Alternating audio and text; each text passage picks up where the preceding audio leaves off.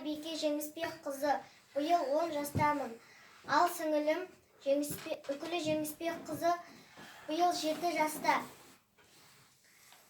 Біздің анамыз Қытайға доғдырға көрмеуге кеткен еді. Күлсім Сайданбайқызы. Қытайлар анамның паспорты мен ықтияр хатын тартып алып отыр. 1 жыл 3 ай болды. Әлі қайтып келген жоқ. Біз анамызды қатты сағындық. Әкем тауда мал бағады.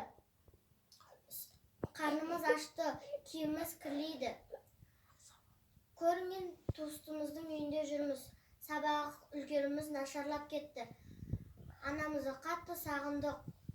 Бізді екі жаққа бөліп тастаған Қытай үкіметіне қатаң наразылық білдіремін.